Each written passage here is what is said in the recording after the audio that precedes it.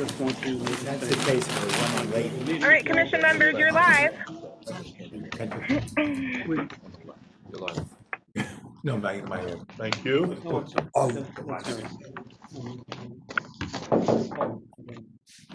on public. All right, so we will call to order this meeting of the New York Commission on Ethics and Lobbying Government, December 16, 2022. Welcome to everyone. I will state that we have a quorum. In fact, we have all 7 of our commissioners present at the meeting today. First order of business will be to approve the minutes of the public session of November 15th, 2022. Is there a motion to approve those minutes? Motion. So the motion was made by Commissioner Edwards and seconded by Commissioner Groenewegen. Are there any questions, corrections, amendments to those minutes? Hearing none, all those in favor of approving the minutes of the November 15th meeting public session, please say aye. Aye. Any opposed? The minutes are approved. I'll turn it now to our interim executive director, Mr. Sanford Berlin, to take us through the staff report. Thank you, Chair. Let me just say as a preliminary matter that the meeting is being held pursuant to and in accordance with the provisions of the state's open meetings law, the Commission's meeting room in Albany, as well as our conference room in New York City are open to the public during public session, as is the conference room from which Commissioner Carney is participating in Syracuse. Thank you. And with that, let me proceed to the operations update. The update report is contained in the materials under tab B. As we have done for the past couple of meetings, we have included comparisons of both the current period and year-to-date period, inclusive of the prior agency statistics, to the preceding year corresponding period. By and large, staff is performing ably. Given the circumstance of current staffing constraints, we anticipate, as I've said before, that as we hire individuals to fill many vacancies we have, we anticipate that the numbers will improve. But we're holding steady and doing well. If there are any questions, I'm happy to respond. Any questions here? All right. Thank you. Next item in the staff report is recruiting. We are proceeding with steps. We are taking to fill 14 existing vacancies for the current staffing plan. Interviews are underway. We are very near making offers to fill vacancies in a number of areas within our staffing plan, including in investigations and in communications in the lobbying area, as well as in the ethics and FDS processing areas of the agency. And our goal continues to be to complete that staffing plan, to fill out the vacancies, if not by the end of the year, and that may be too ambitious, certainly by mid-January. And that continues to be our goal. Questions, comments here, Commissioner Edwards? Are any of your upcoming appointments would be part of the management team? At this point, yes. Yes, the position in communications would be part of the management team. Will we get a chance to see them before you make that final decision? In executive session, I'm going to share some information with commissioners. We'll be able to interview with them? If you wish to interview, absolutely. Okay. Thank you. Absolutely.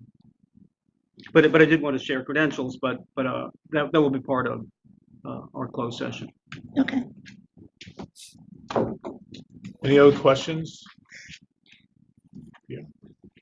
All right. Thank you.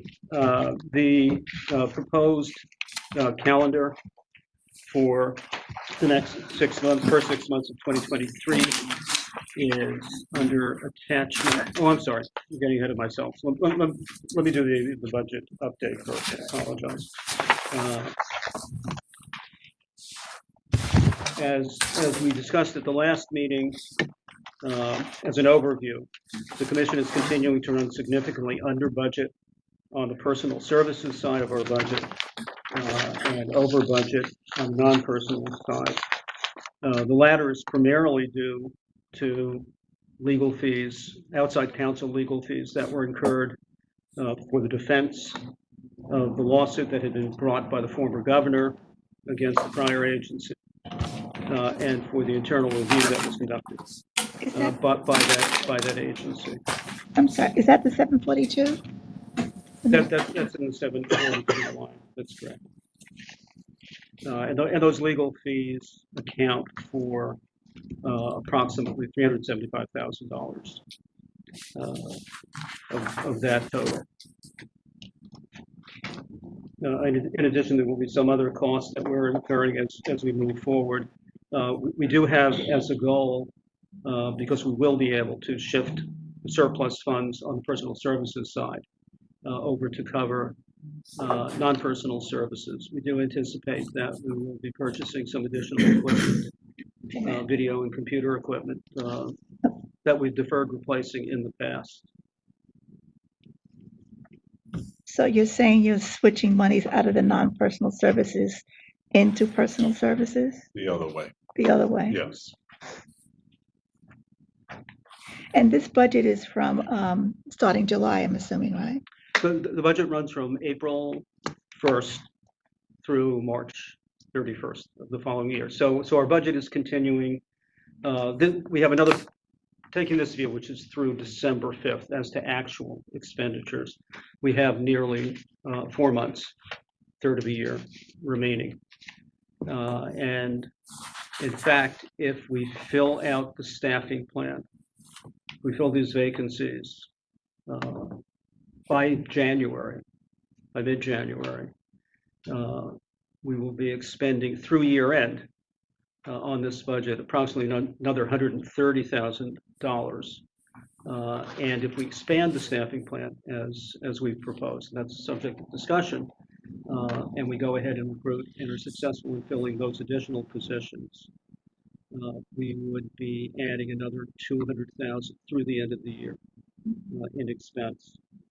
So that would leave us overall with a surplus, combining personal services. We will still have an excess, and non-personal services, we're in the opposite position. We'll still have an excess of roughly $1.6 million. That goes back into the fund if we don't use it by end of year? We do not keep that. That goes back to the state, but as we previously discussed, the staffing plan that we're proposing, or any adjusted staffing plan within that realm, should keep us at a flat position, both on the non-personal services side and the personal services side, if our budget request, which is for the same funding we had for this year, is given to us in the next fiscal year, which begins April 1st. I guess I'm concerned about the mounting cost and legal fees, that 742 number. Yeah, so that doesn't include, that includes other things. The legal fees in there were less than $350.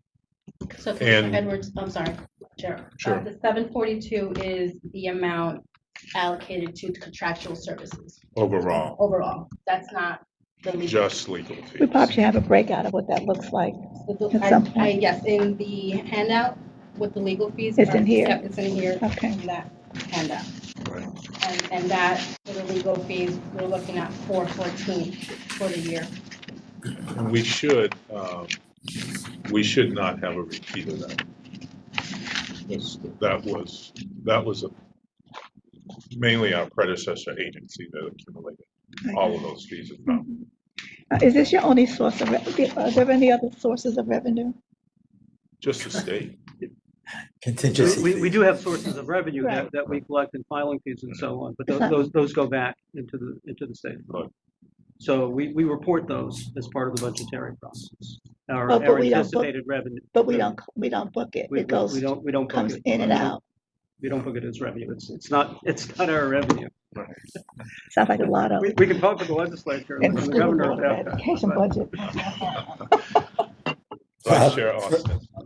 May Fred? I assume that the legal Yeah, then expenses are, we'll get to you, Michael, next. that the legal expenses are going to vary based upon how litigious the various parties against whom we have filed and or are involved with now tend to be.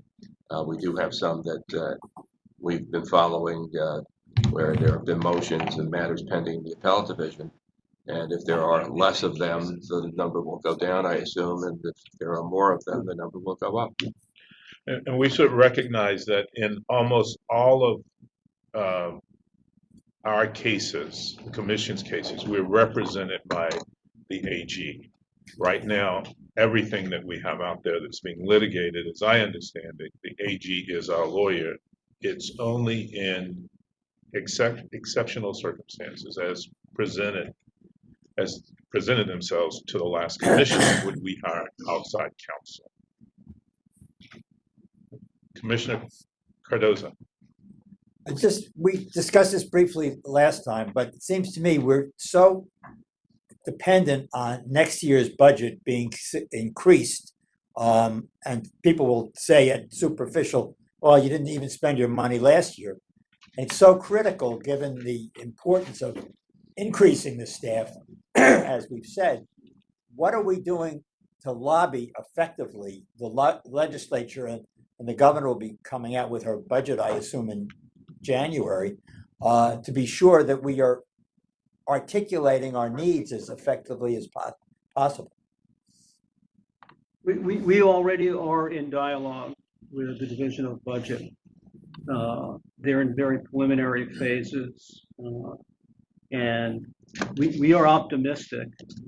I don't want to say we're naively optimistic, but we are optimistic based on the feedback we've gotten so far that our budget will remain intact. And I think that we should, just want to make it clear to anybody who's listening that the reason for the surplus this year has to do with the fact that this commission really did not get underway until September of 2022. And even though staff continued to move forward with functions, and the commission itself was not operative until September 22. So it's only understandable that we would have a surplus. That'll be very different starting April 1 of 2023. In fact, it'll be very different soon as we continue to hire up. So we've made the case pretty strongly that we need to get fully staffed, fully operational, and be fully funded. And so far, the response to that has been positive. Yeah. See, I appreciate your response with regard to making sure that we approach the appropriate people to make sure that our budget is intact. But I think that it maybe not this year, but overall, I'd like to see some sort of strategy in place to show how big the problem is and how over a period of time we need to position ourselves financially as an organization in order to deal with those problems. We had discussions about, for example, some of the many cases that's been in arrears for years, some for reasons that are not under our control, but others clearly as a result of lack of staffing. So when we get complaint pushback around the increase in funding, people need to understand the hole that we're digging ourselves out of. Sure. And that there's got to be a better formula to base our budget on, based other than goodwill. And I got you this year. Yeah, exactly. Do you know what I mean? I just think that funding needs to be based on some data that shows the importance of the high level of funding, and get at some point there should be some pushback with regard to what the levels should be. Sure. We've got additional responsibilities from Jacob. Right, and that's. On top of that. And, if we get whatever we got, I'm sure it was generous, it's good, it's great. But my question doesn't come close to solving the problem. That's absolutely correct. And I hope that this next year will give us a better sense of what the true scope of the mandate is, and that we will make recommendations to the appropriate parties to adjust the budget accordingly. But you're absolutely right. I mean, if we look at the mandate of this commission versus past commissions, it is extensively expanded. Right. And all of that needs to be reflected in both staffing and funding. So it's a point well taken. Thank you. Other comments on this? Other comments on the budget? Commissioner Cardozo, we heard you about the need to make sure that we get in front of the right people to do the right level of advocacy, and we'll continue to do that and have that discussion. And with the legislature, not just the governor's office. Understood. Other comments? Yeah, Commissioner James. I heard Acting Executive Director Berlin indicate that we were seeking the same funding for next year. Will flat funding support the additional staff that we're anticipating that we need with the revised staffing plan for a full year? It should.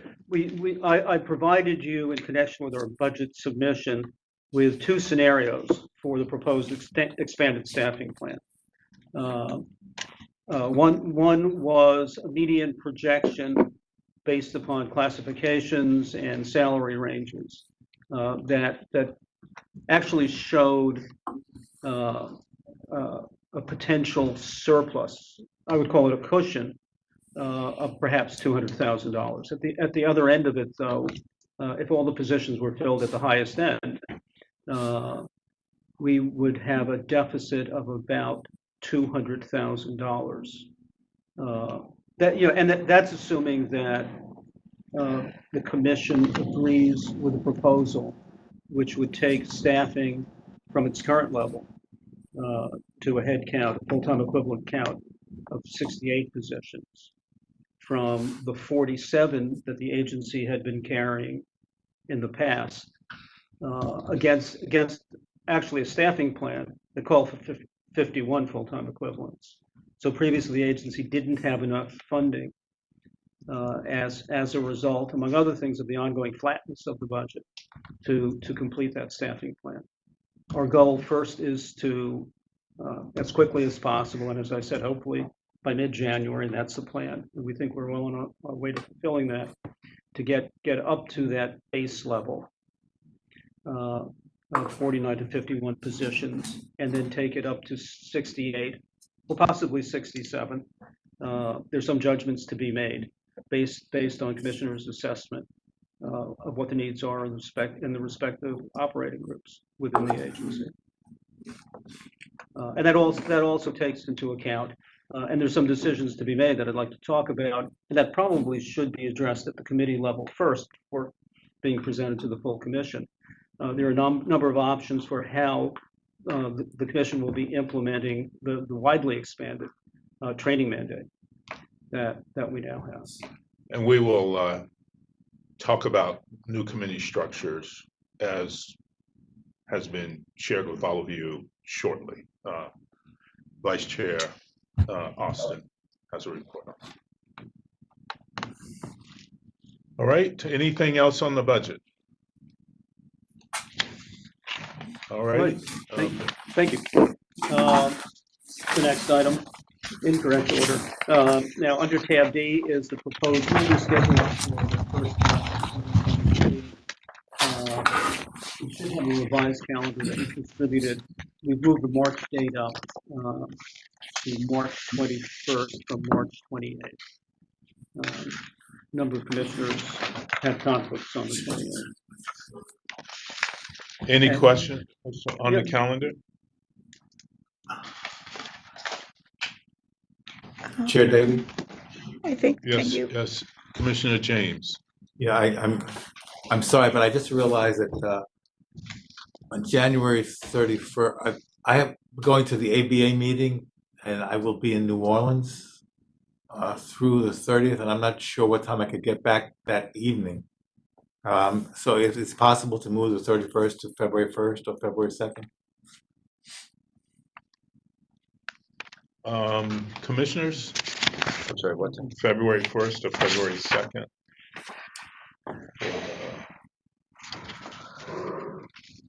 Just go to my phone. We'll move it to the week before.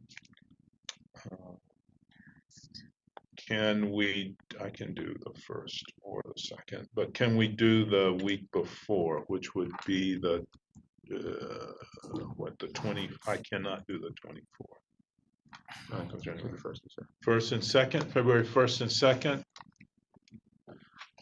Yeah, any, I don't know. Commissioner Carney, I can't see you, but I assume if that is an issue, you let us know. Not a problem. Okay, thank you. So February 1st instead of January 31st, February 28th, March 21, April 25th, May 23rd, and June 27th. Could you repeat that? No, I think I apologize. I think I'm reading the calendar wrong. I think I'm you should sorry, leave it for the Commissioner 30th. James. I apologize. I think I was reading my calendar wrong. So the I had 31st works? Yeah, I think the 31st will work. Okay. So we're January 31st, February 28th, March 21, Okay, so it's not February 7th anymore. April 25th, 28, hold on.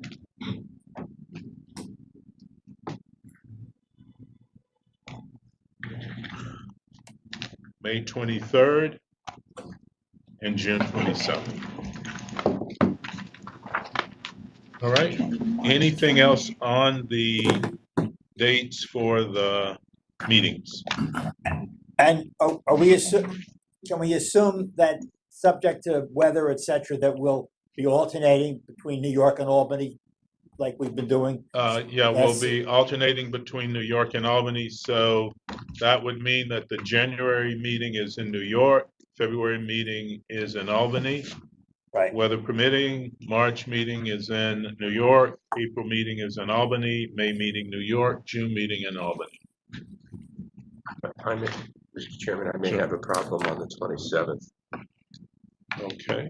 Could we move it to the week before? So the question is, the 27th of June, can we move it to the week before?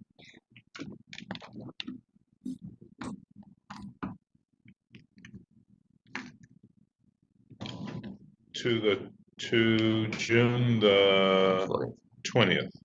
I cannot do June. Yeah, I cannot do June the 20th. 21st. Oh, we have I cannot do the 20th. I cannot do any day that week. but we should have an expanded board by then, so. we should Yeah, be able so to we get a should be able to quorum. do it. Yeah. All right. All right, All right, we're leaving it as June 27th. June 27th. We need a motion. Is there a motion then to approve these dates as they've been modified? January 31, February 28th, March 21, April 25th, May 23rd, and June 27th. So Is there a second? Second. So it's been moved by Vice Chair Austin, seconded by Commissioner Cardoza. Any more 31st is discussion? on January. All those in favor of these Yes. dates for our next board meetings, please say aye. Aye. Any opposed? Ayes have it. The motion is carried. Thank you. We will post that on our website. The next item on the report is implementing the executive law, section 94, sub 8, ethics and lobbying, training, tracking, and reporting requirements. We have surveyed the various agencies within the executive branch of government, and there are in excess of 400 agencies that are impacted by this training requirement. We have not received responses from a good deal of those so far, and we're pressing for further responses. But the current indications are that the agencies, by and large, and that includes this agency as well, do not currently have the staffing or the budget to support in the current fiscal cycle the expanded training requirement. That is providing comprehensive live, can be online, but it has to be live ethics training biannually to effectively all of their employees. The course is 90 to 120 minutes. Typically, it's a large chunk of time out of anyone's schedule. As I've said in the past, the obligation had been limited to FTS filers, both threshold and policymakers. So the requirement has gone from 30-some-odd thousand individuals trained by our agency and by ethics officers at the various agencies, has gone from roughly 32 or 34,000, depending on the head count, to we now see in excess of 270,000. But it's online. It's online, right? But we're going to talk about that in just a minute. The course, as it's currently conducted and as the statute requires and continues to require, is for the comprehensive training, not for the intervening refresher course, as it continues to be called. Can be conducted online, but it has to be live. You have to have a live trainer and live individuals taking it in a group, in a classroom setting, which historically, for effectiveness reasons, has been limited in number so that there's interaction.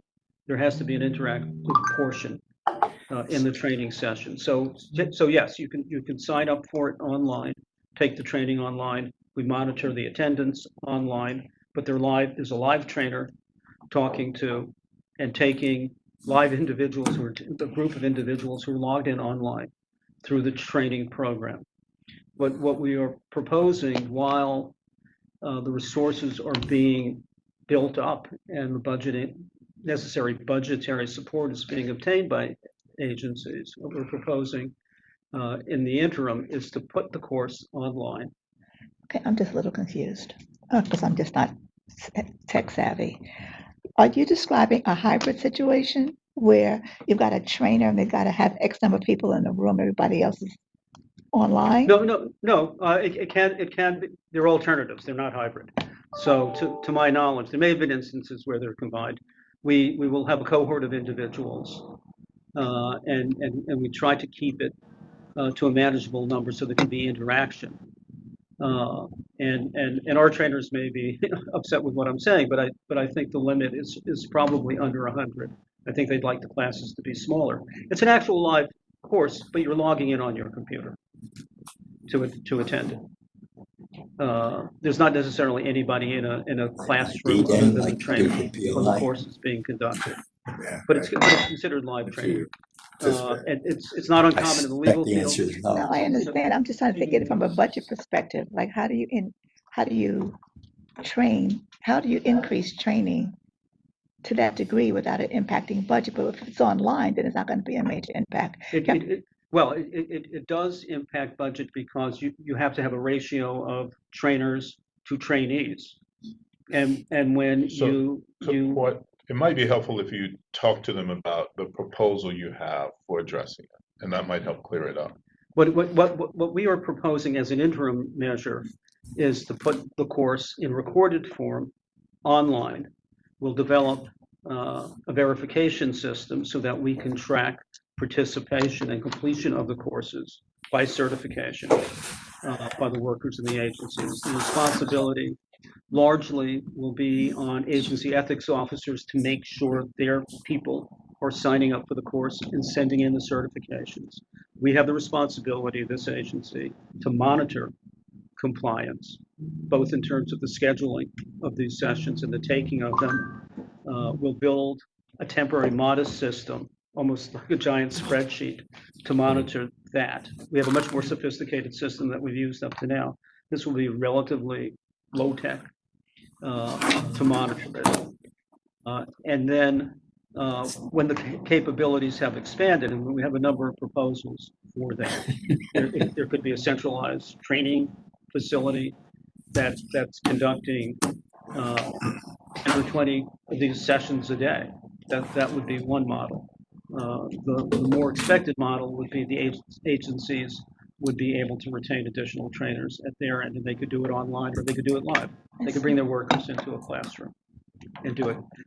Just to schedule those live sessions, to monitor participation in them, and to execute them is a large undertaking that's going to take quite some time. Just building the system to schedule those classes and monitor them is going to take, based on the estimates we have from ITS, will take probably till next fall. That's their projection. It may take, we should probably build a cushion into that.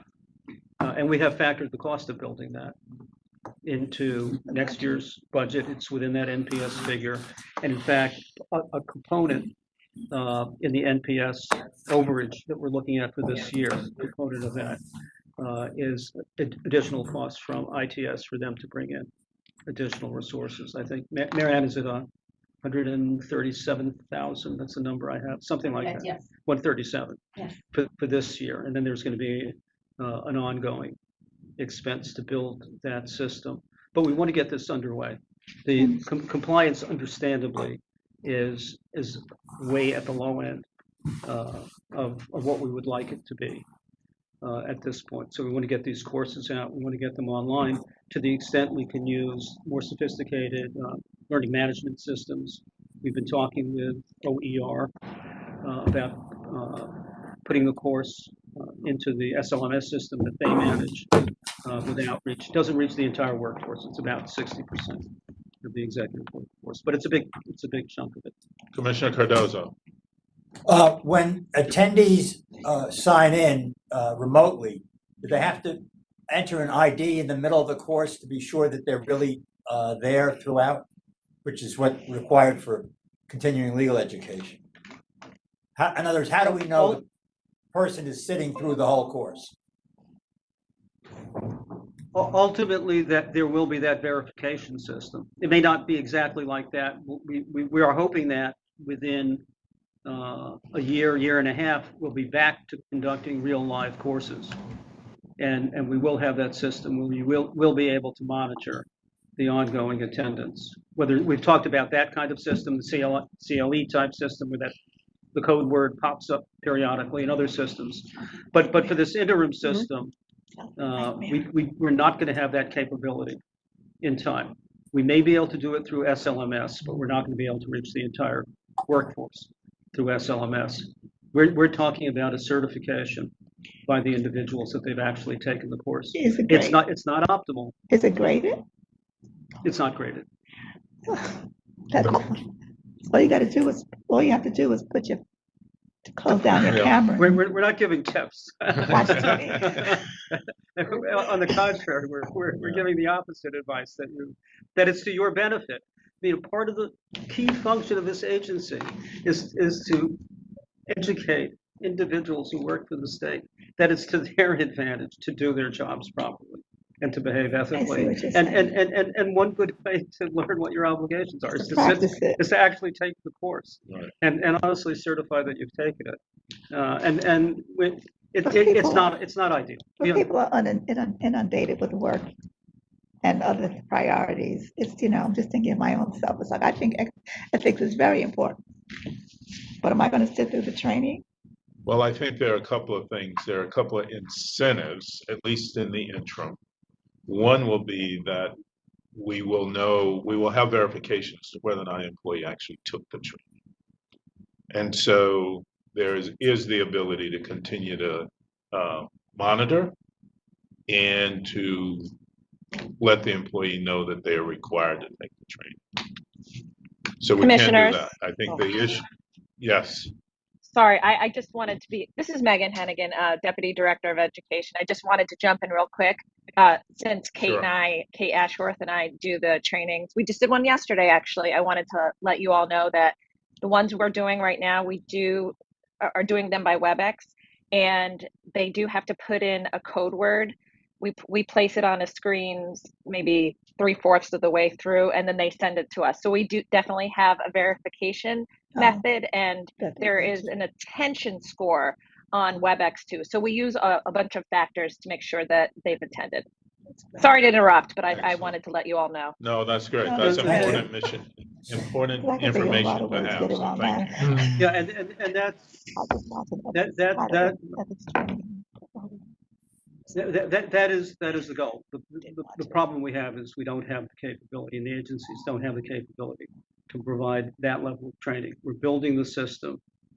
We will be building the system. First priority, there's a corresponding system. It's different. It is an online system that the lobbying unit is using, and they have an expanded obligation as well. In the past, only lobbyists had to take the course. Now clients have to take the course, and they've had to, and we'll have a proposed regulation on shortly to implement that. So they've had to make certain expansions. We've taken care of that first because it's a biannual filing period that's begun, effective the first of the year, but the filings are coming in. And then we will turn to building a system that's big enough so that we can expand it to the entire workforce. But in the interim, we simply don't have the bodies. We don't have the resources to do that kind of training. And training is the largest expansion that the new legislation, not the only expansion, but perhaps the largest that the new legislation has provided for this commission. Is that fair? Yeah. Yes, If absolutely. I may, I Absolutely. think if you paraphrase the old Fram oil filter commercial, you can see us now or you can see us later. And really that's the message that has to get out there. Better you should take the class and avoid having an ethics issue than ignoring it and seeing us when the penalties are there. And Kate and Megan deserve congratulations for the fact that they have been extremely effective in their training program. And thank you and both. effective of it. Well, how did you measure that? How did you measure their extreme effectiveness? They can report that no individual who has taken their live training has shown up in an enforcement matter. That's the metric that we've been using. Now, That's something we there keep could be track other of. explanations, but long that is something we keep track of. Definitely long term, it's that, Yeah. that's a good point. You can do that too. But the extent to which our case load has declined, and then if you look at that data to say, okay, how many of those people attended our session, that would work long term. That's a goal. Yeah, absolutely. I believe the training is extremely effective. And it's regrettable that we don't currently, in the agencies, it's not just us, it's every agency that's affected by this, 405 agencies that are affected, that simply don't have the resources right now to do that kind of training. But putting that in place, for me, increased the likelihood of our getting funding and increased funding. If we can show that our program is effective, Absolutely. and that's got to be factored in now in terms of Sure. we start the program now, 3 years from now, we want to measure what indicators will be used to measure. 1, the degree of decline in caseload. 2, the number of people who have been reported did or did not take the exam. And so that when we can show that as an agency success, then you don't have to do so much lobbying to get additional funding. Perhaps, but yes, you're Not right. perhaps, We well. should do it. We should do it anyway. But we're not left need at it. the Exactly. expense of the political favor we may or may not get if we're talking about Understood. independence. I totally, I was just being facetious, but yeah, but you're absolutely right. Yeah. I agree. But I do want the agency to know, I do want you commissioners to know that we are not remotely in any position to expand the way the legislation calls for it. And so we're proposing this as an interim way of doing the best we can. We will continue, and the agencies will continue, and they have continued, doing the training for those individuals they can do training for. Those who are in the FDS system where they can schedule the trainings. New hires have to be trained under the statute within 90 days So, of hire. So they're working on that, but we're talking about training, 8,000 or 9,000 individuals a quarter versus having to do 80,000 Sure. potentially, or 70,000. So at Order, what big point do disparity. you think both this commission and state agencies working with this commission in the appropriate ways will be up to speed to train the 270,000+ people who are to be trained under the new legislation? We're obviously not privy to the budget submissions that these agencies have made. They have been alerted. They're well aware. They're well aware, independently they're aware, but certainly we've made them aware of their increased obligations. We have factored into our plan additional training staff so that we can train more trainers, as well as Training the conducting trainers at the agencies. at the agencies, Right. providing training for Right. trainers. And Kate and Megan have conducted such sessions. Once ago. But there are other models. You know, one model we've talked about very preliminarily is to have a centralized training center where we have a large training staff, we have the technology. It could have a conference room, wouldn't necessarily have it, could be doing it, you know, remotely on WebEx or whatever platform. So your best guess for fiscal year, what would that be, 23, 24? Either what absolute number or what percentage of that 270 do you think would get ethics training as prescribed by the new law? If there isn't a market increase in staffing, and you know, Let's the budget, let's assume best case circumstance. Oh, best case circumstances, we're hoping to have a system where we can do the scheduling of everybody in that workforce. Best case. For the next fiscal year. It would be it would be middle of the next fiscal year that we would have the systems capability to schedule and monitor. If ITS is in fact able to deliver a system and it you know it's functional, we're looking at October 24. October 2023 to have that system up. And then, but we would still need the trainers to conduct the expanded number of trainings.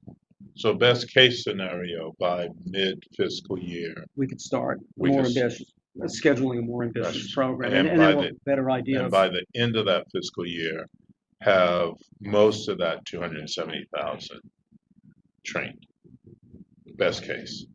I think that's probably not possible. Okay, that's my question. I think we can't with the existing number of trainers. I don't think that's possible.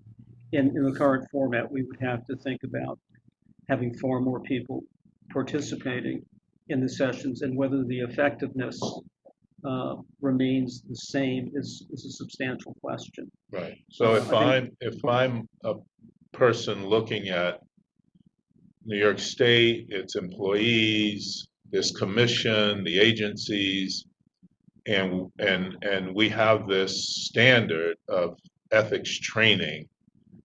I mean, I'd like to know how soon all 270,000 of those people are going to be able to be trained. That would be my question. All right, let me break it down then. Under the interim plan, we believe, again, it's ambitious. We believe it is possible if we go with, in the interim, an online course without that verification during the course. It's going to be honor system with a certification. We believe that a very high percentage, 90+% of the workforce would be required to take that course. That's very, very ambitious, but the capability would exist. And it would be up to the agencies, because we're not going to have the scheduling capability at that level. We're just not going to have a system where we will be able to schedule individuals for the training. Their ethics officers will have to schedule them to take it and to monitor their performance. We will be getting the certifications back. But from a technological and a resource perspective, there would be no impediment, we believe, to having those individuals log into the system and watch the video. Okay, and then so certify that Well, they've like- launched it. one more statement, and I'll turn to Commissioner Groenwegen, who's been trying to get in. So the message that we can say to the people of the state of New York is that we will have a system that will have the potential for training about 90% of this current 270,000 person workforce. We can monitor that training. We can have folks certify that they've been trained in this first phase of getting up to speed to meet the mandate of the new legislation. We will do other types of technological advancements, as well as working with the agencies to ensure that, let's say, by the following fiscal year, everybody is trained. We're able to monitor, verify, monitor during training. We'll have a much more sophisticated system, and that the ability to ensure that that training has happened will be vastly increased by fiscal year 2024-25. As long as it's understood that there could be an ongoing resource gap. I believe that we can provide an online course Right. and a verification system, certification system, a passive online course, I'll call it. To Commissioner Cardoza's point, it's going to be our obligation to say to the state legislature and to the executive chamber and anybody else we need to talk to, you've given us this mandate in this legislation. Right. You've got to have the resources. We Right. have to have the resources to do it. Right. Otherwise, the whole thing is a mockery, and we don't want to participate. So we're going to be real clear. We're going to take some steps to get ourselves up to speed. We're going to have about 90% of the people trained next fiscal year. But from that point on, let's be very realistic and let's be very honest about what we're doing here, and let's not play games. Right. If you want the people trained, give the agency the resources. Right. That's the message. Commissioner Groenwegen. I just wanted to be clear, though, that this statewide training mandate involves implementation by both this agency and all the affected executive branch agencies. And we know what our resource, this agency's needs are. But to the extent you've been stressing, we don't know how well resourced the however many new agencies this is that now need to be trained. Have we, our training staff, reached out to the agency ethics officers to find out what they've done in their budget requests to accommodate their needs? Because it is a partnership, and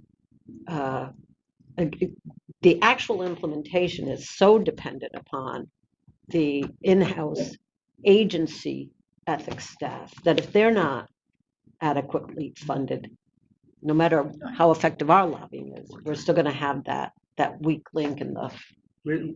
As I said, we don't have all the data. In Megan, it's roughly 40% that have responded, but I don't believe the survey was asking for budgetary information.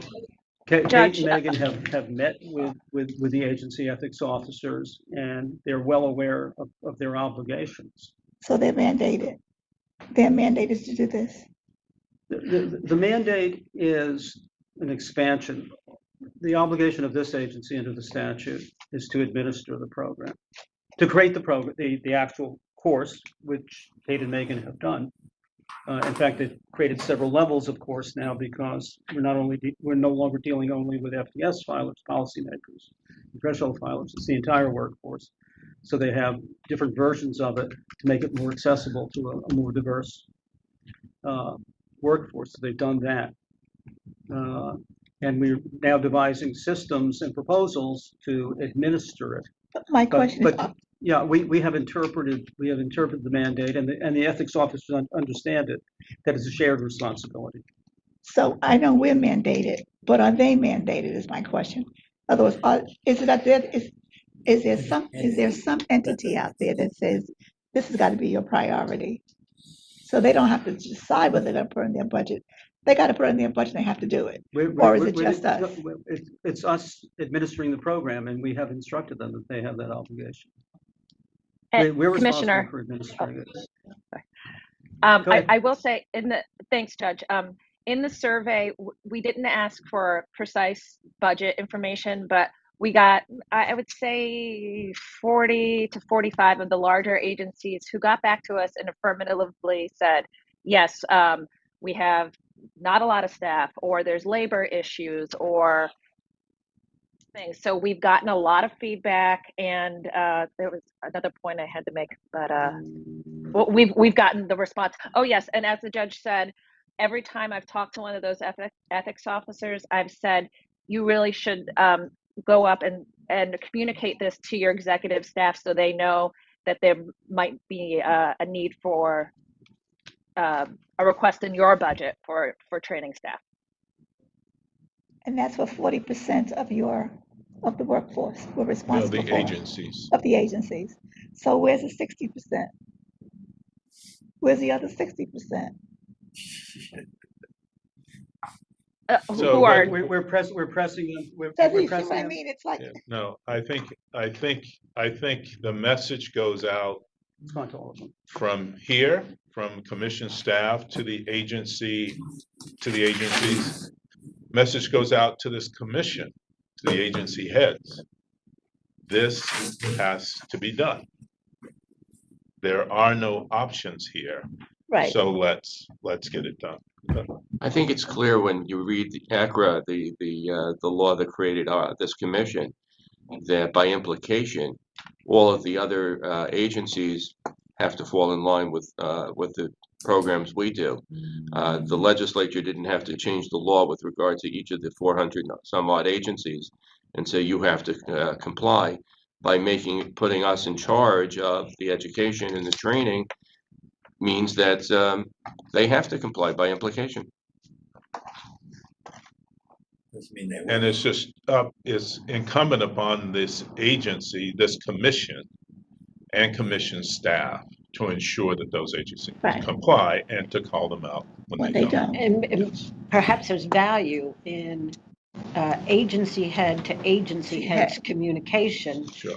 that announces this, that we're on record saying this mandate's important. It was a significant change in the law, designed to improve the ethical environment of New York, and that we're taking it seriously, and We all expect the values, like Commissioner Austin said, there's efficacy to doing it now, to doing that. And I think having that out there is a Right. very tangible statement that we Are there put consequences into if they this. don't do it?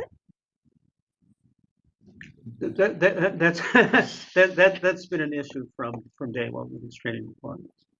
But that's the point I'm making. It's an agency responsibility. It's an agency, there is no specific penalty. There are delinquency notices that go out. It's a running people down and tracking them down, and that's been a back and forth. Well, I think Both Like a toothless both on the tiger. ethics training Right. side and particularly my perspective on the lobbying training side well, I think one of the as well. to your point, Commissioner Edwards, one of the things that we should consider as a commission is whether or not we want to recommend that there be some consequences Right. for not completing the ethics training. Right. I think so. Right. Staff has discussed whether the agency has the authority, or whether we need additional legislative authority in order to, through regulation, create consequences for failure to comply. But one Well, we're thing gonna we have- agreed to do Right. over the course of the year is to look at those structural barriers that we need to be put in to move away in order to be effective. And if we've got a situation where we've got a mandate, and that the only way we can achieve that mandate is to be in partnership with other agencies to follow through, then there's got to be some accountability to make it happen. Otherwise, we look ineffective. Well, absolutely, no doubt. This has been a long running issue, but now Well, it's long running. I just think that that's yesterday. There's a new agency, Absolutely. and we want the legislature to change the rules to make it happen. If they say no, then we come back and people complain about us. Well, you need to talk to X person because we asked and they said no. Right. And I think when we go through the committee structure, one of the places where a review of these barriers should happen is with our legal committee. Right. Looking at legislation, Commissioner Groenwegen, you think maybe somewhere else as well? No, I think the relevant committee can, I mean, the education committee Yes. can, I wouldn't keep it that Limit narrow, it. but it would be a statutory change, probably. Yeah. But we would come back, we would come to your committee and say, this is what's keeping us from meeting. This is how we can more effectively achieve our agenda. Can you help with us? Can you collaborate with us to make that happen? But in the interim, I would like Commissioner's approval to move forward with the interim plan. Yeah. Yeah. Do we need a vote on that? Uh, If there, I would prefer to have it. so It could be, is yes. a motion, Chair would entertain a motion to support and endorse the interim plan for training that the interim executive director and staff have developed, with the understanding that they will continue to report to us on steps taken to expand and improve on the training in the months and hopefully not too many years in front of us. That goal, with the goal of ensuring that all 270,000 plus employees of New York State are trained annually. Second. I need you're making the motion. Is there a So second? moved. We'll do Commissioner Groenwegen. Seconded. Any more discussion on this? Any of our New York or Syracuse? All right. Are we ready to vote? All those in favor of the motion, please say aye. Aye. Any opposed? All right. Motion's carried. Thank you. Thank you for a good discussion on this. Thank you very much. It's very much appreciated, and we will follow through. Communications update.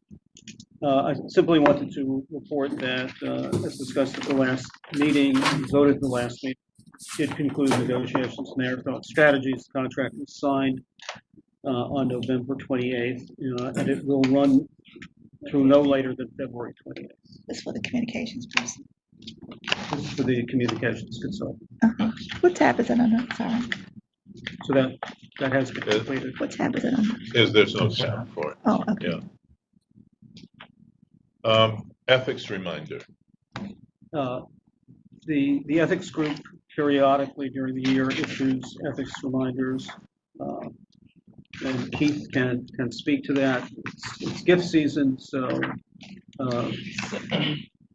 Yeah, we try to make, let me back up a bit. We, as the judge indicated, we try to put out these ethics reminders, just short publications that are somewhat topical so that state employees are reminded of the application or the importance of certain rules that may come into play given the time of year that we're in.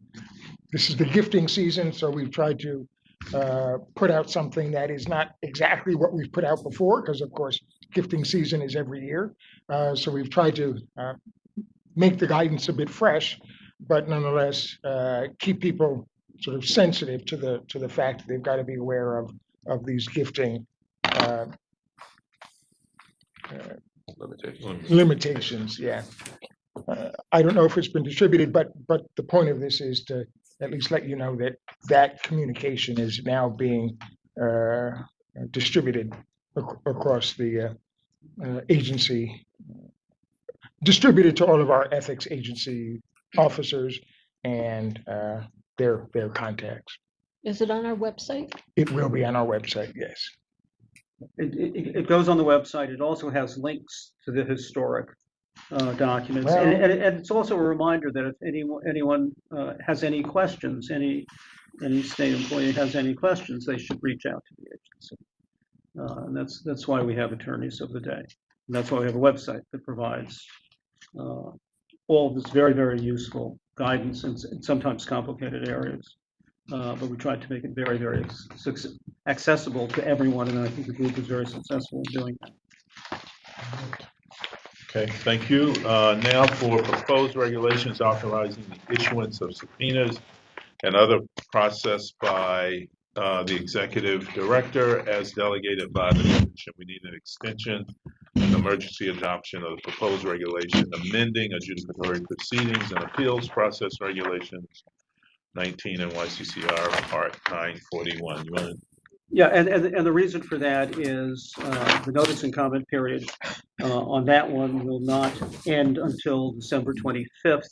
We're not going to meet again until the end of January to adopt it, so we want to keep that provision in place. That's the provision that implements the provision in the statute in new Executive Law 9410 that allows staff to issue subpoenas if authorized in the first instance by delegation through the commission on notice to the chair. Sure.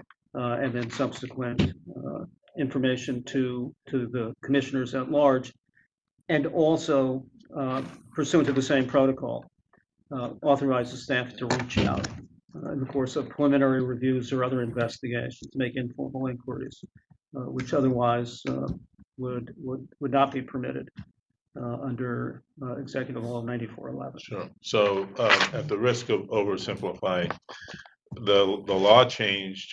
We adopted emergency regs to comply with that change. We have put into place the process for making a permanent change. That will conclude prior to our next meeting. Therefore, we need to extend the emergency regs, and that's what we're doing here. Is that correct? Precisely. Okay. All right. Yes, sir. If I may, just a couple of language fixes on the first page under subparagraph A, the fifth line down, made by majority votes to delegate.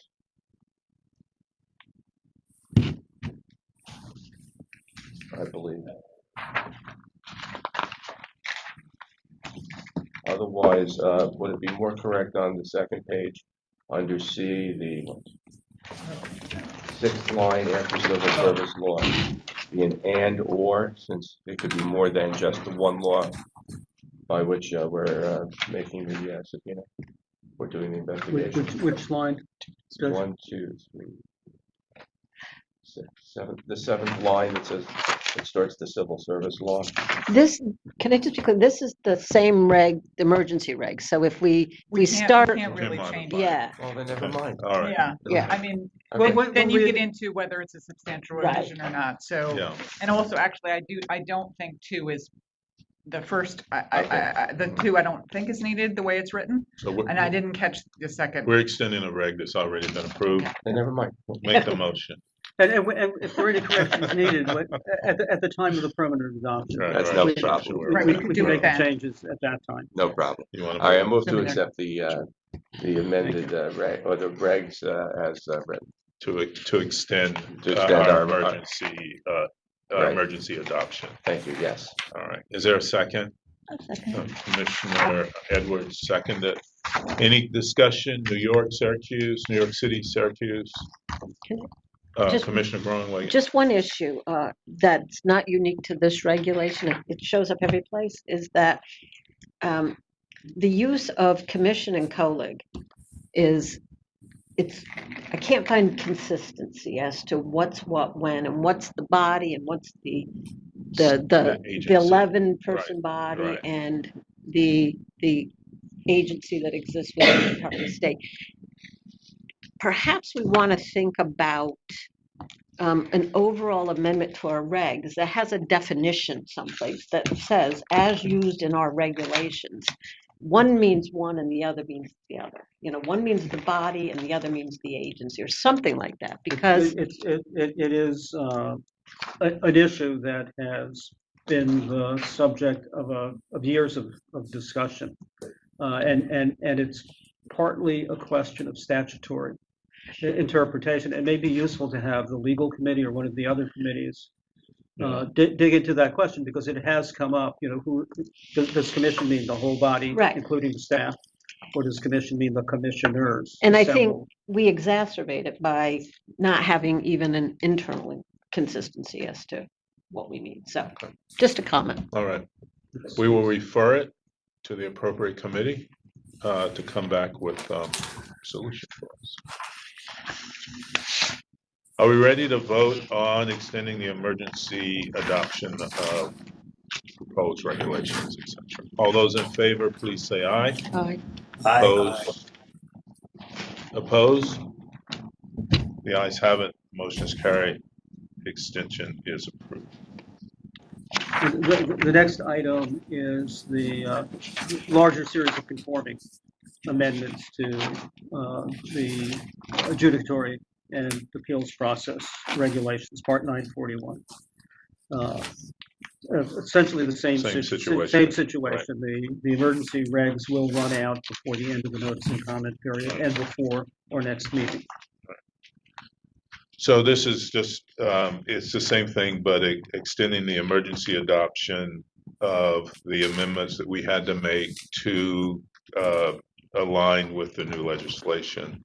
Amendments which will become permanent by the time we meet next time. Is that my It right could to be say? the public comment period will have run, so, assuming there's no changes anyone wants to make that are substantial, we could permanently adopt them in the January 31st meeting. Okay, thank you. Is there a motion to approve the extension? Commissioner Groenewegen, is there a second? Second. Commissioner Austin, Vice Chair Austin. Any questions or comments? All those in favor, please say aye. Aye. Aye. Any opposed? The ayes have it. The extension is approved. Thank you. Thank you. The next item is fresh. I alluded to it slightly. I will turn it over to Carol Flynn, who heads our lobbying division and is also one of our 2 acting co-general counsel.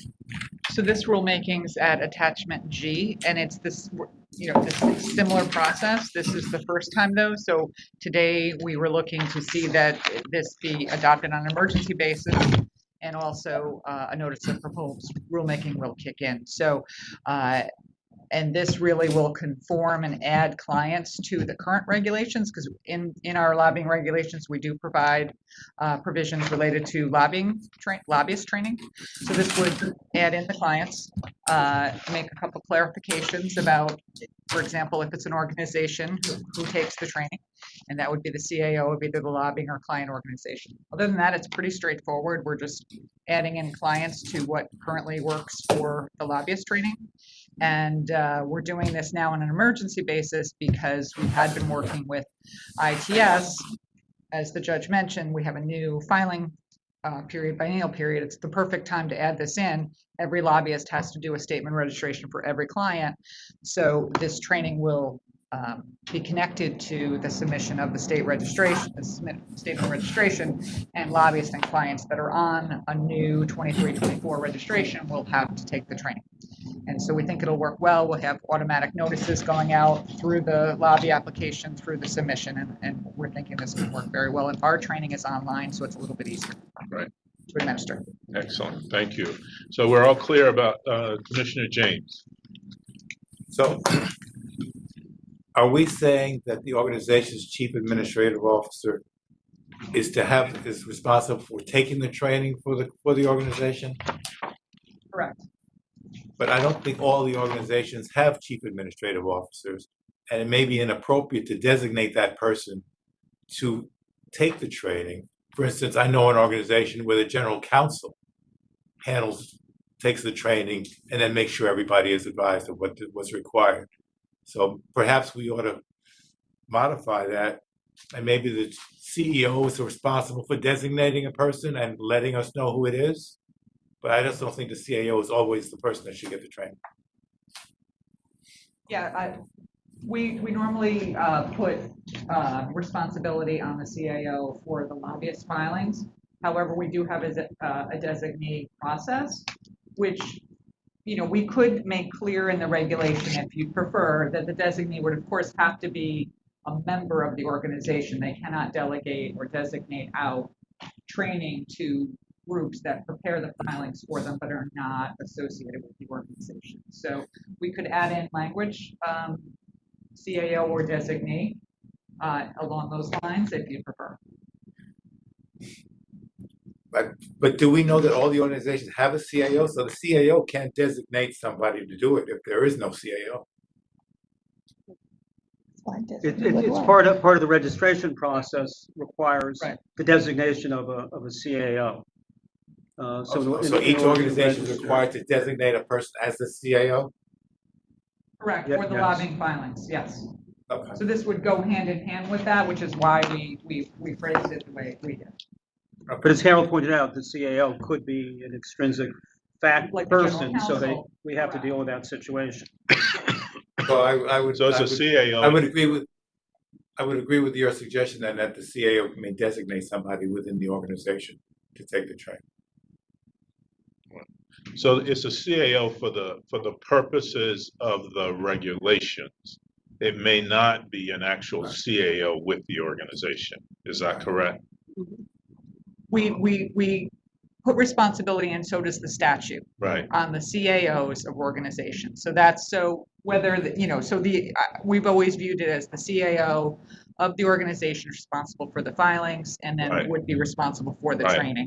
But to, I think, Commissioner James's point and to yours, and the law requires, or the regulations require, that an agency says that Fred Davey is a CAO.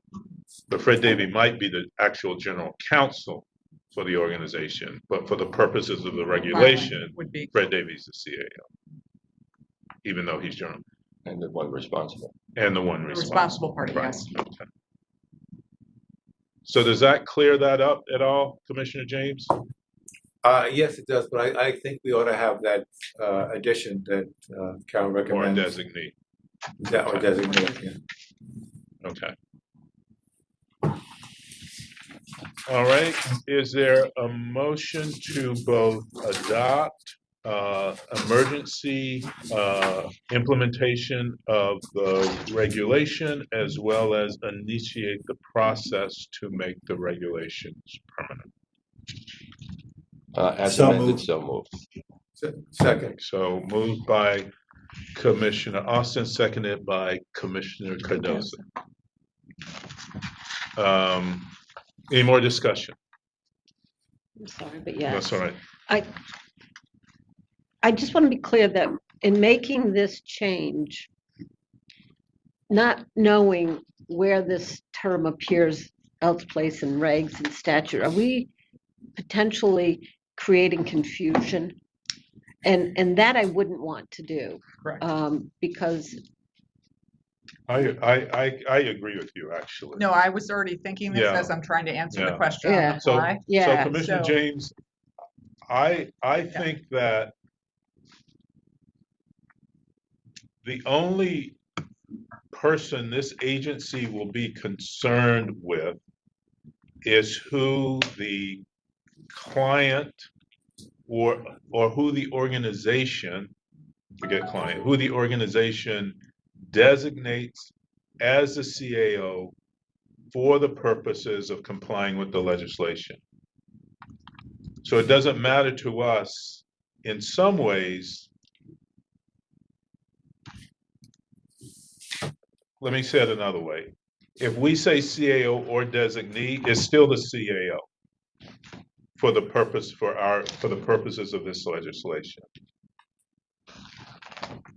It might be best to keep it to keep it the way I had written it. Right. Because like you're suggesting, and again, I'm trying to answer this on the fly while thinking through the entire regulation, which is a large Yeah. regulation, and the statute as well. The term CAO has always, we've always used that. Right. And have never had a problem with who the from the organizations. Right. They always designate a CAO. It's right on the filing. Right.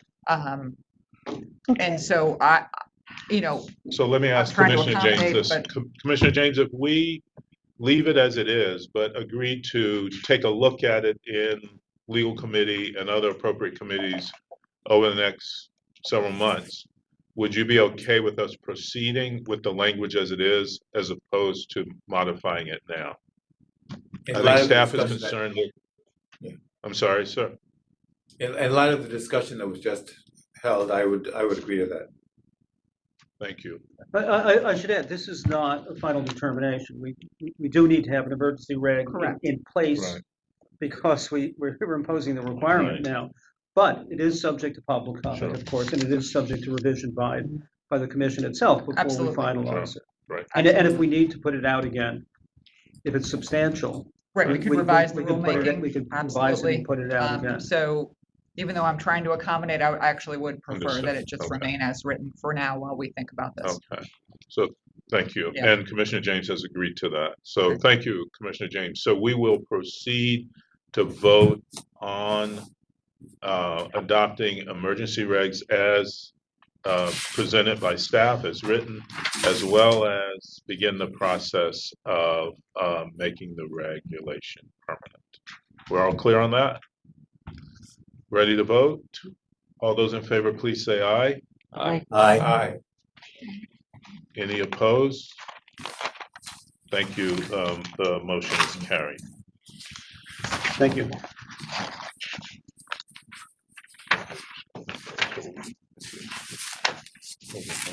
Yes. So implementing the Hogan Levels recommendation, Yes, we had put, extracted from the larger report, the series of recommendations they had at the end. Staff has a number of recommendations for how best to go about implementing those recommendations.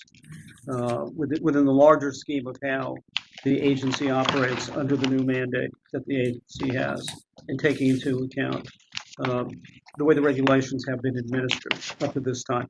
It makes sense to have a committee first consider these proposals. We haven't at this point attached any. They're in a preliminary state. We could talk through them, but I think it's probably more efficient to take them first as opposed to the legal committee, if that's the appropriate body, for their review and their input.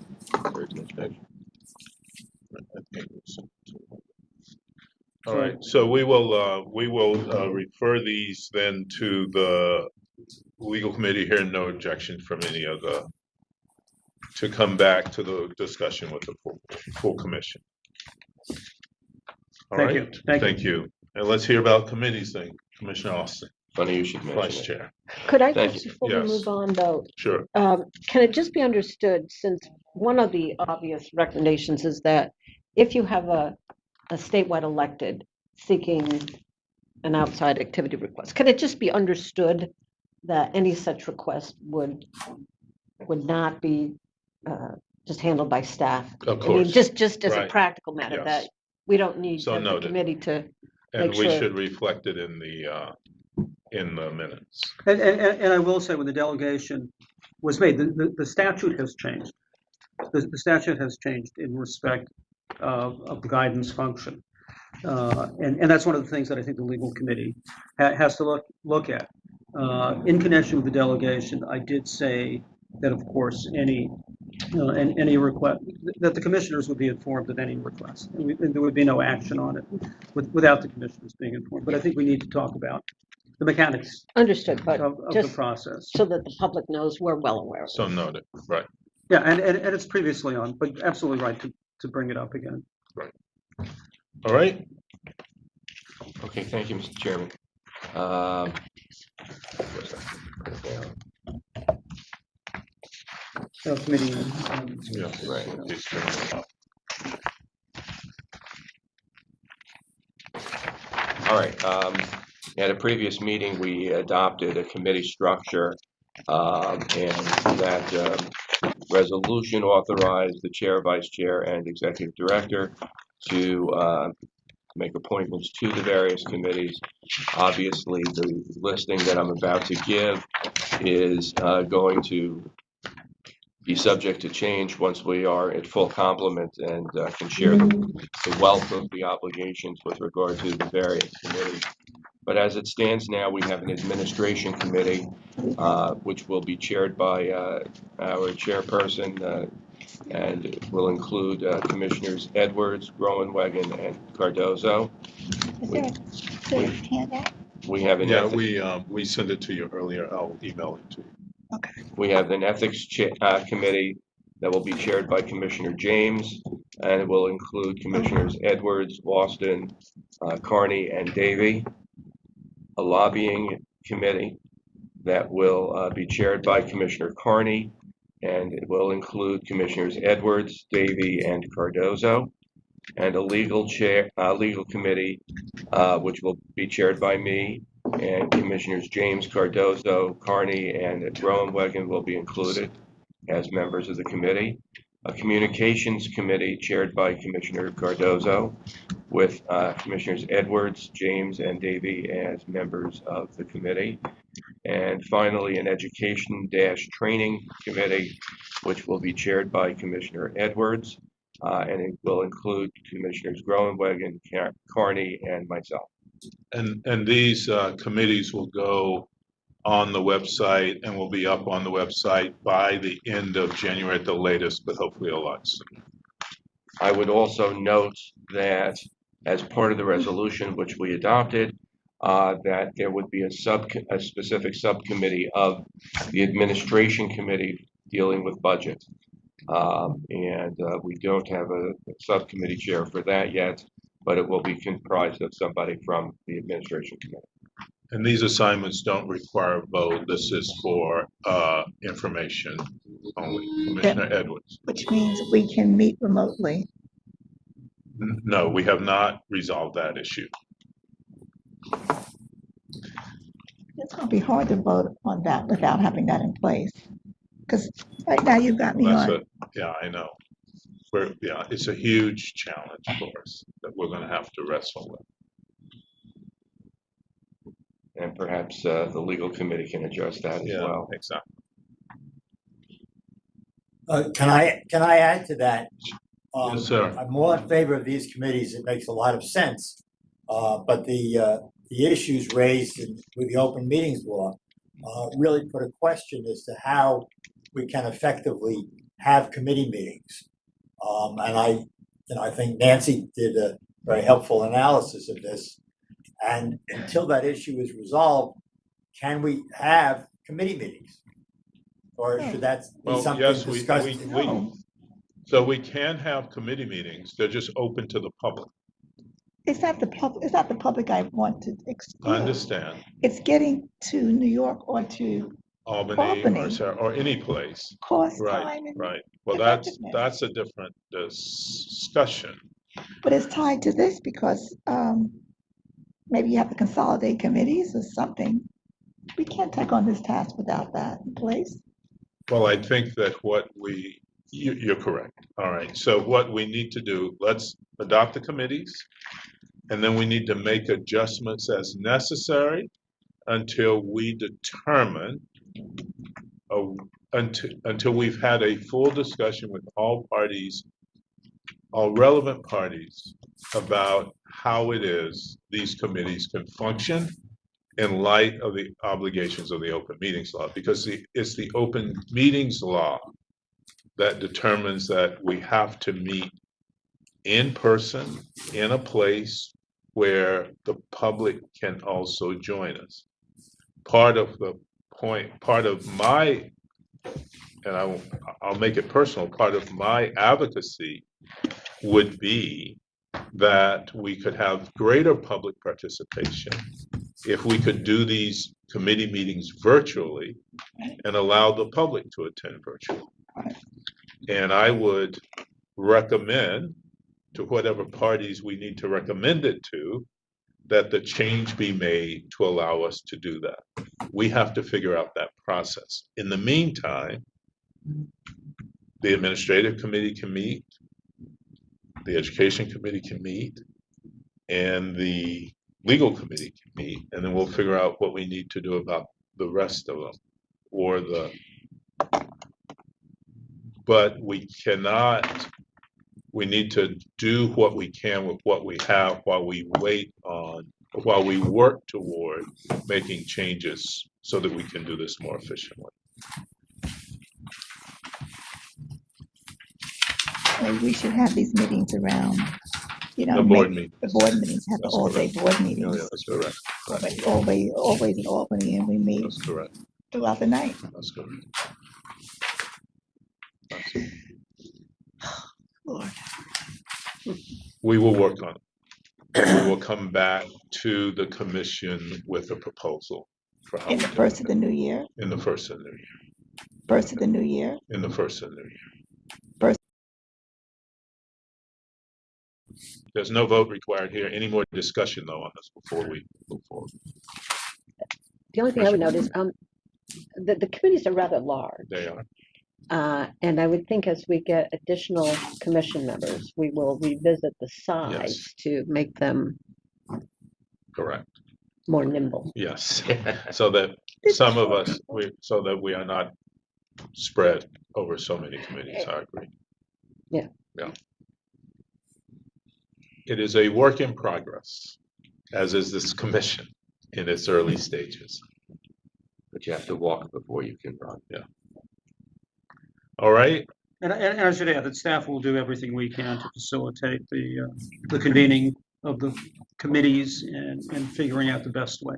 Right. To schedule those so that we can have maximum participation.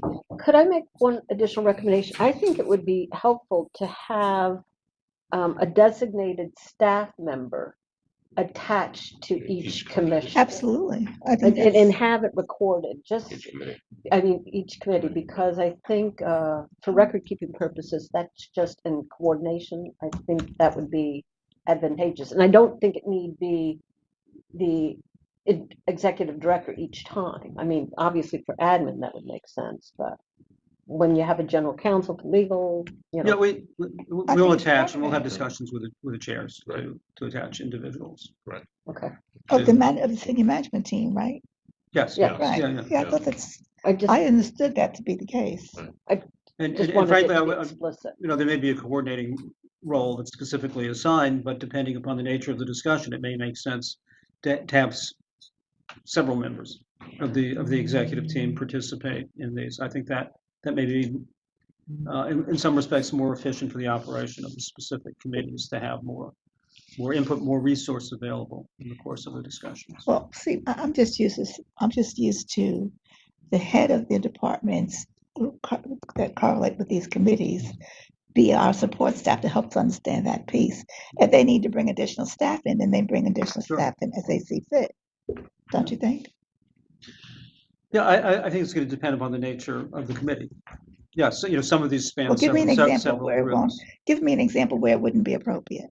Well, education, for example, spans actually three units in the agency. So we'd have to make a determination depending upon the nature of the discussion as to whether head of lobbying, head of ethics, head of the training unit, you know, who else you would want as an example to participate.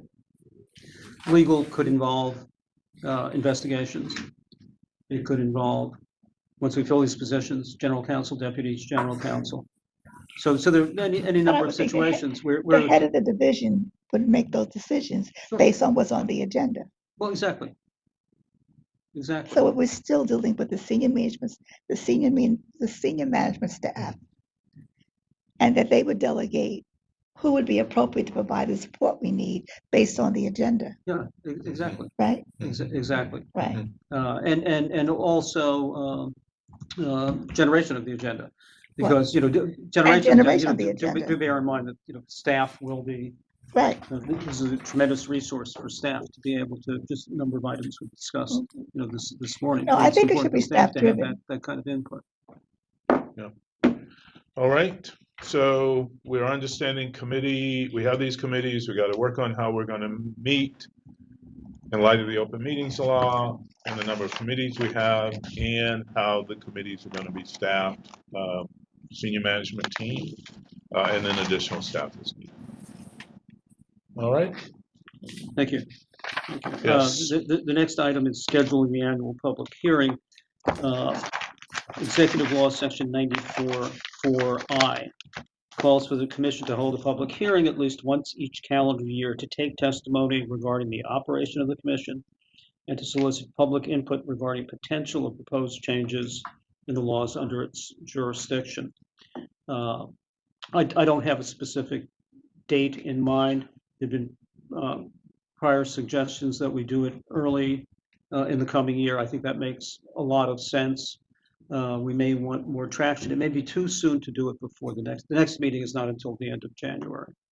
And I think we may want to have more discussions and involve each of the committees in framing this public hearing and deciding how open-ended or how specific the agenda items are going to be. Obviously, proposed legislation is a key part of the public hearing process, but also comment on the performance to date of the commission. But I think it's something the commissioners should be thinking about, whether that should go to committee or all the committees to come up with a proposal. Go to the body. Right.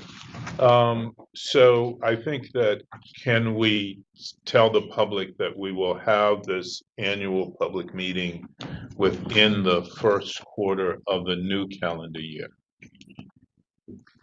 I think that's quite feasible. Right. It's quite feasible.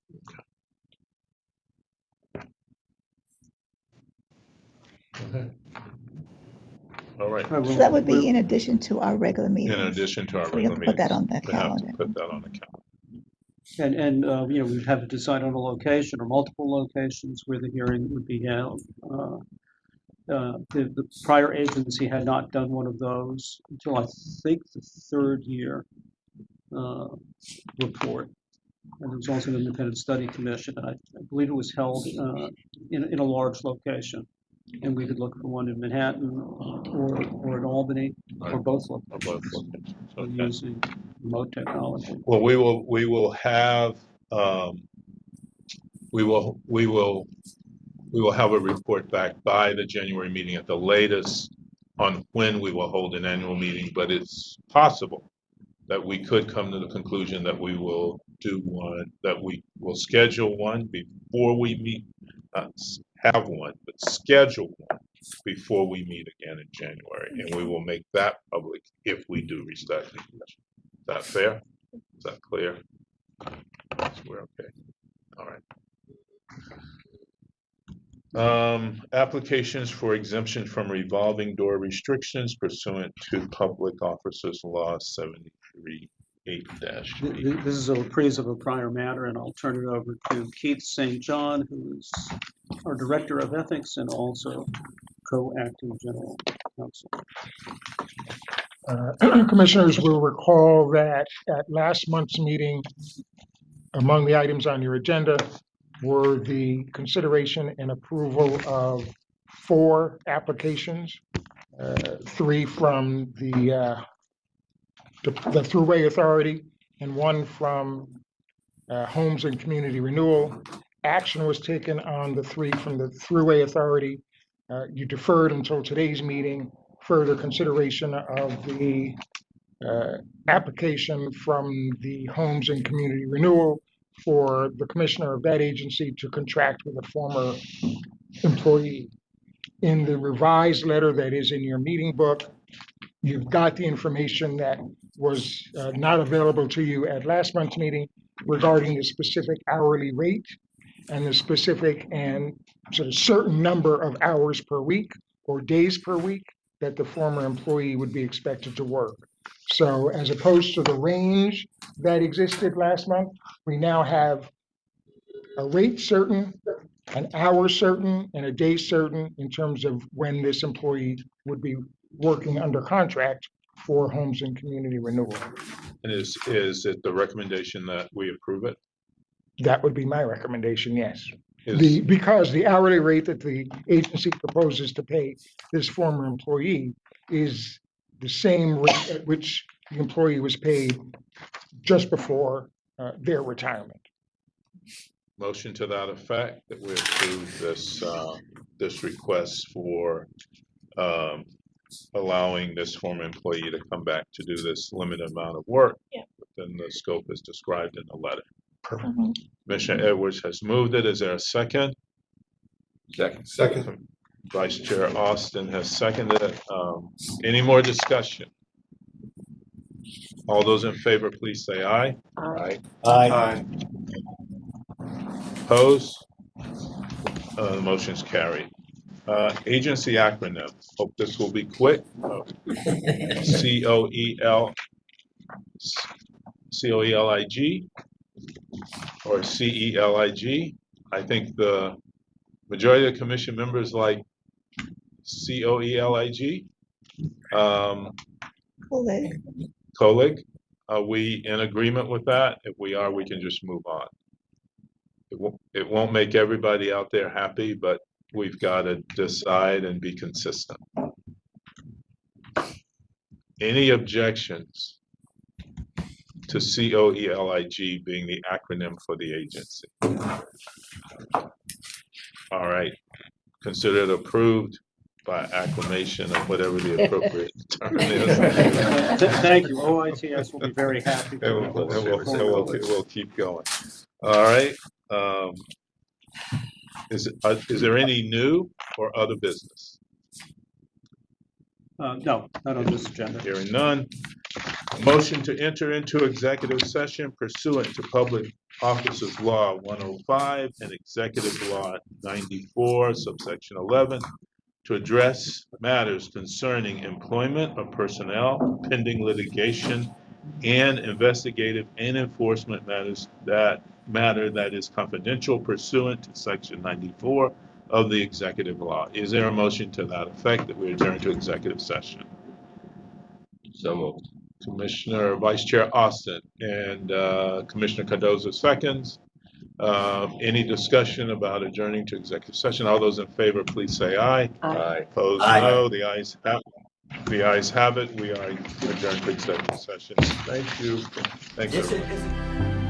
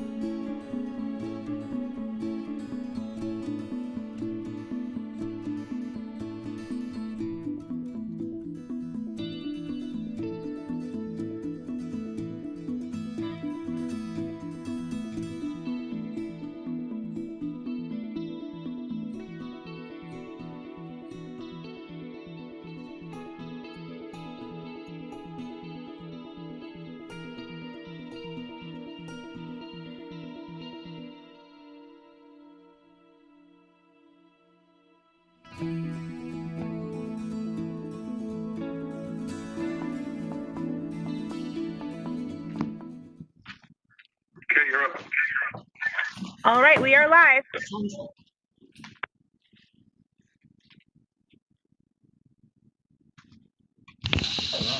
Do we have the sound? I'm not seeing it. I think we get rid of it. All right, so we are reconvening in the public session of this meeting, December 16th meeting of the Commission on Ethics and Lobbying in Government, and we'll now turn to our interim executive director for a readout of what we discussed in executive session. Thank you, Chair Davey. In executive session, the Commission discussed matters related to litigation and legal advice. The Commission authorized steps in several investigative matters.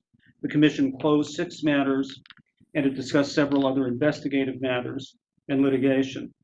It referred several matters to committee. It approved informal guidance rendered by staff under the lobbying regulations, and it discussed several personnel matters. The chair would now turn to Commissioner Cardoza to discuss and share with the public, and then have the commission take action on a particular personnel matter. Commissioner Cardoza. Thank you. The commission has carefully considered the question of who should the new executive director of the commission be. Obviously, Mr. Berland has been serving as interim executive director. Statute requires that the commission appoint an executive director for a 4-year term. After a great deal of investigation, I would like to make the following proposal and motion. Whereas the commission was created to provide much-needed ethics oversight for the New York State government and ensure that New Yorkers have the responsible and ethical government they need and deserve. And whereas the work of the commission is both time-sensitive and significant, with many outstanding matters needing immediate attention due to a delay resulting from the transition from the previous entity, the Joint Commission on Public Ethics, and the appointment process for the members of this commission. And whereas the commission requires a permanent executive director in order to promptly move forward with its important work, including hiring additional staff. And whereas the commission considered the possibility of a national search for an executive director, but we're highly cognizant of the fact that it took 2 nationwide searches conducted over a period of nearly 2 years to find an individual capable of leading the state's previous ethics and lobbying agency, Judge Berland. And whereas, based on a thorough review of Mr. Berland, which included examining his background, reviewing the financial disclosures, interviewing Mr. Berland at length, and speaking with numerous others who worked with him in his role under the previous commission. And whereas Mr. Berland has thus far successfully managed the transition from the previous commission to this commission, and whereas based upon its dealings with Mr. Berland, the commission has been more than satisfied with his performance. And whereas the governing statute that created the commission provides that the executive director should be appointed by the commission to serve a 4-year term. And whereas the commission needs an executive director immediately, given the substantial number of issues with which it must deal and the number of staff vacancies. Where it is hereby resolved, the commission appoints Sandy Berland as executive director to a term appointment of 4 years in accordance with Executive Law Section 94 at a salary of $220,000. That is the motion. That is your motion, Commissioner Cardoza? Yeah, that is my motion. Is there a second to the motion? Second. Seconded by Interim Vice Chair Austin. Is there any discussion? Let me thank all of the commissioners for their very thorough and diligent review and engagement around the hiring of our interim director Berlin as the executive director of the commission, of the agency. Let me reinforce what Commissioner Cardozo's resolution has stated, and that is the very competent way in which Mr. Berlin has conducted the work of this commission, at least since my joining it in September, and from what we can assess in the very thorough review we did before reaching this decision. So if there are no more comments, I'm going to ask for a vote. All those in favor of the recommendation, the motion made by Commissioner Cardozo, please say aye. Aye. Aye. Any opposed? We unanimously now have appointed Mr. Berlin, Mr. Sanford Berlin, as Executive Director of the New York State Commission on Ethics and Lobbying in Government. Congratulations. Thank you. I hesitate to do this when it's snowing out, but Chair Davey, Vice Chair Austin, Commissioner Cardozo, Commissioner Edwards, Commissioner James, Commissioner Groenwegen, Commissioner Carney. I have to say that I am both gratified and humbled by the Commission's expression of confidence in me, and by extension, its confidence in all of COLIG's staff. And I'm thankful for being afforded the opportunity to continue leading the extraordinarily dedicated and capable men and women who make up this truly outstanding and unique agency with its unique and indispensable mandate. I look forward with great eagerness and optimism to playing a part along with each of you and with the entire COLIG staff in fulfilling that mandate. There's much work to do, and I will do everything I can along with you and our entire agency to ensure that those who serve the people or who seek to influence them understand what their ethical obligations are and have the means and the will to conform their conduct always to the highest ethical standards. Again, I thank you for placing your trust in me. I will do everything in my power to fulfill it. Thank you so much. Thank you. Thank you. And safe home all. Thank you. On that, the chair will entertain a motion to adjourn. Is there a second? Second. All those in favor of adjourning, please say aye. Aye. Aye. Any opposed? This meeting is adjourned. Thank you all. Happy And holidays. happy holidays to everyone. Happy holidays. All right, great, thanks, thank Okay, you let's so hold much. on This one is really-